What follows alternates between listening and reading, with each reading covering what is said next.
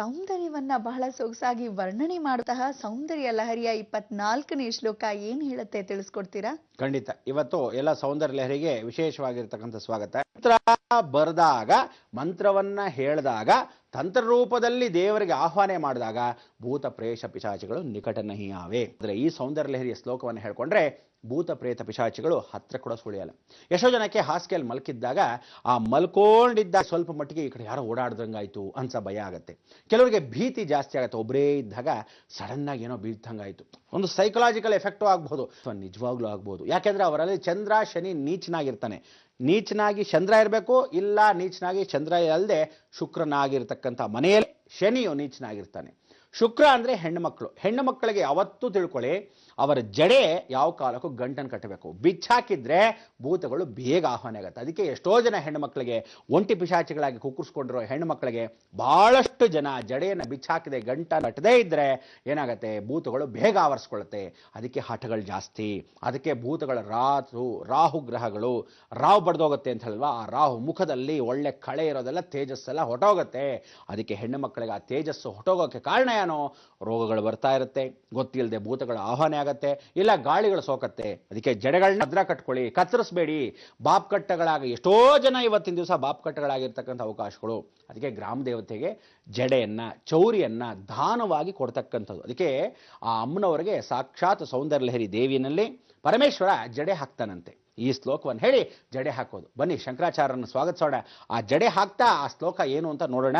ಅಂತ ಭೂತ ಪ್ರೇತ ಪಿಶಾಚಿಗಳನ್ನ ಓಡಿಸೋ ಶ್ಲೋಕ ಯಾವ್ದಾದ್ರು ತಿಳ್ಕೊಳ್ಳೋಣ. ಬನ್ನಿ ನೋಡೋಣ.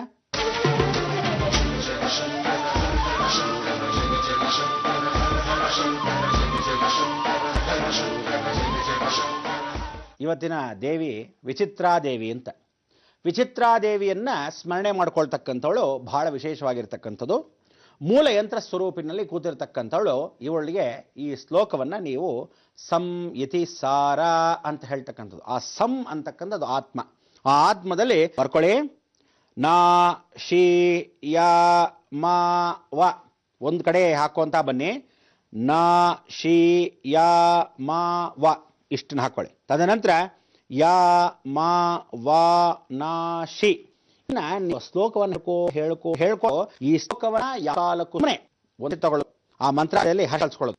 ಅಕಸ್ಮಾತ್ ದುಷ್ಟ ಸಂಭ್ರಮ ಬೇಕು ನಿಜವಾಗ್ಲೂ ಭೂತ ಪಿಶಾಚ ಇದನ್ನ ಹಾಕ್ಬಿಟ್ಟು ಒಂದು ಹಾಕೊಳ್ಳಿ. ಮಣೆ ಸುಮ್ಮನೆ ಒಂದು ರೌಂಡ್ ಹೀಗೆ ಆ ರಂಗು ಹಿಟ್ಟನ್ನ ಪೂರ್ತಿ ಸುಮ್ಮನೆ ಹಾಕಿಟ್ಟಿರಿ. ಅದ್ರ ಮೇಲೆ ಈ ಅಕ್ಷತೆಯನ್ನು ಅದು ಹಾಕ್ತಾ ಇರ್ಬೇಕು. ಹೇಳಿ ಅಕ್ಷತೆ ತಗೊಂಡು ಅದ್ರ ಮೇಲೆ ಹಾಕುವಾಗ ನಾ ಅದ್ರ ಪೂರ್ತಿ ಹೇಳಿದ್ದೀನಿ. ಹೇಳಿದ್ದೀನಿ ಅಷ್ಟು ಮಾತ್ರ ಹಾಕೋಬೇಕು. ಇದನ್ನು ಹೇಳ್ಕೊ. ಅದು ಹೀಗೆ ಮಧ್ಯಕ್ಕೆ ಅದಾದ್ಮೇಲೆ ಕುಂಕಲ್ ಕಲ್ರೋದು ವಿಶೇಷವಾದಕ್ಕಂತ ಅದೇ ಅರ್ಶಿನದಷ್ಟು ನೆಕ್ಸ್ಟ್ ಕುಂಕುಮ ತಗೋ. ಆದ್ಮೇಲೆ ತಗೋ ಯಾ ಮಾ ನಾ ಆ ಶಾ ಶಿ ಹೇಳಿ. ಯಾ ಮಾ ನಾ ವಾ ನಾ ಶಿ ಹಾಕೊಂಡು ಒಳಗೆ ಹಾಕ್ಬೇಕು. ಆಸ್ತೇನ ಹಾಕೋಬೇಕು. ತದನಂತರ ಆ ವಾ ನಾ ಶಿ ಯಾ ಮ ಆ ನಾ ಶಿ ಆ ತಗೊಳ್ಳೋದು. ಹನ್ನೆರಡು ಕಟ್ಟಿರೋದು ಅದನ್ನ ಹಾಕಿ 3 ಸಲ ಹಾಕ್ರಿ. ಈ 3 ಸಲ ಹಾಕಿರಂತೆ ಯಾವುದೇ ಸಮಯದಲ್ಲಿರೋದು ಗೋಲೆ ಫುಲ್ ತರೋದು ಅಷ್ಟತ್ರ ಆಕಾರದ ಅದ್ರ ಮೇಲೆ ಇಟ್ಕೊಳ್ಳಿ. ನಮಸ್ಕಾರ ಮಾಡು. ವಿಶೇಷವಾಗಿ ಪ್ರಾರಂಭ ಮಾಡ್ಕೋಬೇಕು. ನಿಮ್ಮ ದೇವತೆ, ನಿಮ್ಮ ದೇವತೆ, ನಿಮ್ಮ ಅಮ್ಮ ದೇವತೆ, ಅಮ್ಮ ಜಗನ್ಮಾತೆ, ಈ ಬನ್ನ ನೀನು ಕೊಟ್ಟಿದ್ದೀನಿ ಅಂದ್ರೆ ಬಲಿ ಕೊಟ್ಟಿದ್ವಿ ಅಂತ ಇದ್ರಲ್ಲಿ ಮಾಡ್ಕೋಬೇಕು. ಅದೇ ಬಲಿ ಅಂತ ಅದನ್ನು ರಚನೆ ಮಾಡೋದು. ಈ ರಂಗೋಲಿ ಸಮಯವಾಗಿ ಹರ್ಷಕೊಂಬಲ್ ಕಟ್ಟಬೇಕು. ಹರ್ಷಕೊಂಬ ಇಟ್ಟು ಪ್ರಾರ್ಥನೆ ಮಾಡಿ ಆ ಹರ್ಷ ಬಟ್ಟೆ ಇರತಕ್ಕದ್ದು ಪೇಂಟ್ ತಗೊಳ್ಳಿ. ನಿಂಬೆ ಪಾಕ ಮಾಡ್ಬಿಟ್ಟು ನೀವು ಆ ಪಾನಕ ಮಾಡಿ ರೆಡಿ ಇಟ್ಟು ಕುಮಾರನ ರಾದಲ್ಲಿ ಪೂಜೆ ಮಾಡ್ಬೇಕು. ರಾದಲ್ಲಿ ಮಾಡ್ರ ಕುಮಾರ್ ಆ ಪಾನಕ ಹಾಕಿ ಇದನ್ನ ಹಾಕೊಂಡಿರ್ತಿಂಟು ಇದನ್ನ ಪೂಜೆ ಅದು ಬೇಕಷ್ಟು. 1 2 3 ಆಮೇಲೆ ಲೋಟ ಕೊಂಡು ಅಮ್ಮ ನೈವೇದ್ಯ ಆದ್ಮೇಲೆ ಸುತ್ತಲೂ ಯಾರಿಗೆ ಬೆಳೆದಿರುತ್ತೋ ಅವ್ರ ಮುಖ ಅಷ್ಟು ಸ್ವಲ್ಪ ತೀರ್ನಾದ್ರೂ ಅನ್ನ ತಿಂದ್ರೆ ಬಾಯದು ಇಷ್ಟ ಏನು ಬೆಂಕಿ ಇದ್ದಂಗ ಆದಂತೆ ಹಬ್ಬಳಿಗೆ ಅಯ್ಯೋ ಬೆಂಕಿ ಬೆಂಕಿ ಓಡೋ ಓಡ್ತಾ ಆಗಿದೆ ಇಷ್ಟ. ಅದಕ್ಕೆ ಈ ಶ್ಲೋಕವನ್ನು ಹೇಳೋಕ್ಕೆ ಈ ಮಂತ್ರ ನೀವು ಹೇಳ್ಕೊಂಡಿರೋ ಮಂತ್ರದಲ್ಲಿ ಹೇಳಿದೀನಿ. ಮೇಲೆ ಪೂರ್ತಿ ಹಾಕಿ ಒಂದ್ ಸೆಷನಲ್ ಅಕ್ಷರ ಹಿಡ್ಕೊಂಡು ಮೇಲೆ ಇಟ್ಕೋಬೇಕು. 2 ಸಲ ಕುಂಕಲ್ ಇರೋದ್ಕೋಬೇಕು. 6 ಹರ್ಷಣ ಅಕ್ಷರಗಳ ಮೇಲೆ ಹಾಕಿ ಹೀಗೆ ಕೈಕೊಂಡು ಮಾಡ್ಕೋಬೇಕು. ಮರಣೆ ಮಾಡಿದ ಮೇಲೆ ಮಾಡ್ಕೊಂಡು ಇಷ್ಟದಿಂದ ಬಟ್ಟೆ ಹಟ್ಬಿಟ್ಟು ಗಂಟು ಇಟ್ಕೊಂಡಿರ್ಬೇಕು. ಪಾನಕವನ್ನು ಮಾಡಿಬೇಕು. ಆ ಪಾನ ರೆಡಿ ಮಾಡೋಣ. ನೀವು ದುರ್ಗಾ ಸ್ತೋತ್ರ ದೇವರ ಮುಂದೆ ಕೊಂಡಿರೋ ಆ ಪಾನ ಕಲ್ಸಿ ಈ ಗಂಟೆ ಸಮೇತ 1 2 3 ಸತಿ ಪಟ್ಕೊಳ್ಳಿ. ಆ ತಗೊಂಡು ಮನೆ ಸ್ಲೋ ಯಾಗ ಬೂತ್ಲೋ ಮಕ ಏನ್ ರಾವ್ದಂಗಿದೆ ಹೊಡೀರಿ ಮಕ ಓಡುತ್ತೆ ನೋಡಿ ಮನೆಯ ಹಾಗೀಗ. ಆಮೇಲೆ ಈ ಶ್ಲೋಕ ಹೇಳ್ಕೊಳ್ಳಿ. ಮನೆ ರಚನೆ ಆನಂದವಾಗಿರುತ್ತೆ. ಬನ್ನಿ ನೋಡಿ ಏನು ಒಂದು ಶ್ಲೋಕ.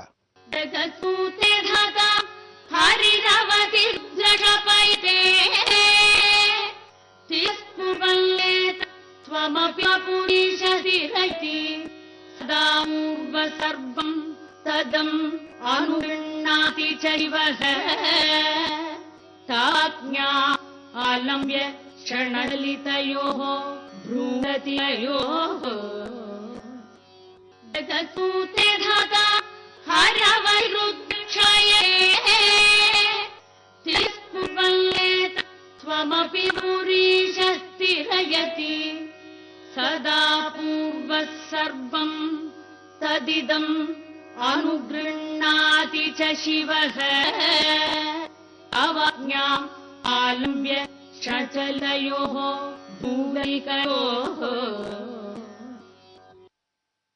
ಜಗತ್ಸೂತೆ ಅಂದಾಗ ಸೂತ ಇಡೀ ಜಗತ್ತು ಆವರಿಸ್ಕೊಂಡಂತೆ ಮನುಷ್ಯರು ಸಾಯ್ತಾರೆ. ಇವರು ಸೂತನ ಆಚರಿಸೇ ಕೆಲವರು ಬಿಡ್ತಾರೆ. ಯಾರಾದ್ರೂ ಎಂಟು ಸತ್ತ ಒಂದು ಸೂತಕವ ಒಂದು ಬಿಡನ್ನ ಆಚರಿಸ್ತಕ್ಕದ್ದು ಒಂದು ಮುಗಿಯನ್ನ ದೂರವನ್ನಳದೇ ಪಕ್ಷದಲ್ಲಿ ಅದು ತಾಗೆ ಆವಕೊಳ್ಳುತ್ತೆ. ಇದನ್ನ ತಳ್ಳೋದು ಆ ಶಿವ ಅನ್ನೋ ಆತ್ಮ ಶಿವ ಆ ಈಶ್ವರನ ಸ್ವತಃ ಸ್ಮಶಾನ ಆಗಿರೋನು ಸೂತಕ ಓಡಿಸ್ತಾನೆ. ಜಡೆಯನ್ನ ಅವ್ರಿಗೆ ಹಾಕ್ತಾ ಇರ್ತಾಳೆ. ಆಗ ಹೇಳ್ತಾನೆ ಸಾ ಪೂರ್ವ ಎಂದಿಗೂ ಹಾವಿನ ಜಡೆ ಇದ್ದ ಹಾಗೆ ಕಾಲಚಕ್ರವನ್ನು ಹೀಗೆ ನಾನು ಪರಿವರ್ತನೆ ಮಾಡ್ತಾ ಹೋಗ್ತೀನಿ. ಆಗ ಗಂಟನ್ನ ಅವನೇ ಹಾಕ್ಬಿಡ್ತಾನಂತೆ. ಇಲ್ಲದಿದ್ರೆ ಆ ಮಾಯಾವಿ ಆಗಿರತಕ್ಕಂಥ ಭೂತ ಪ್ರೇತ ಪಿಶಾಚಿಗಳೆಲ್ಲವೂ ಇವನ ವಶೀಕರಣ.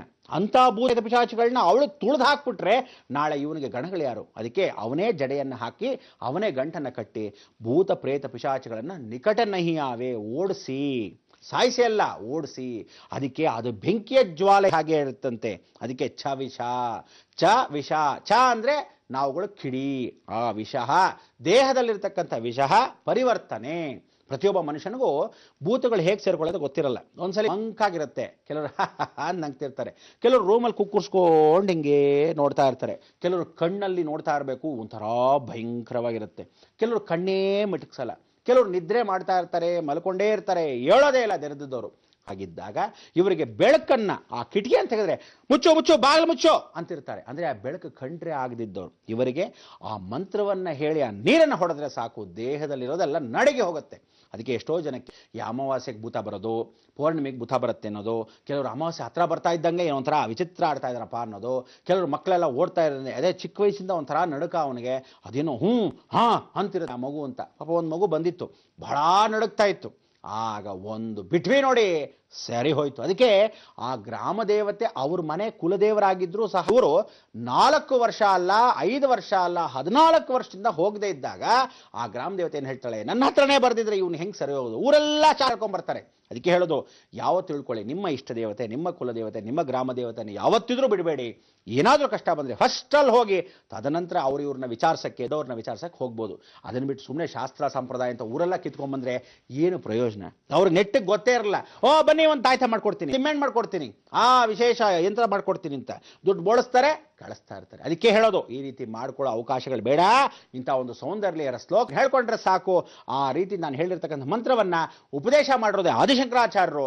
ಸ್ವತಃ ಯೂನಿವರ್ಸಲ್ ಮಂತ್ರ ಇದ್ದ ಹಾಗೆ ಯಾವ ಕಾಲಕ್ಕೂ ಮುಚ್ಚು ಮರೆ ಇಲ್ಲ.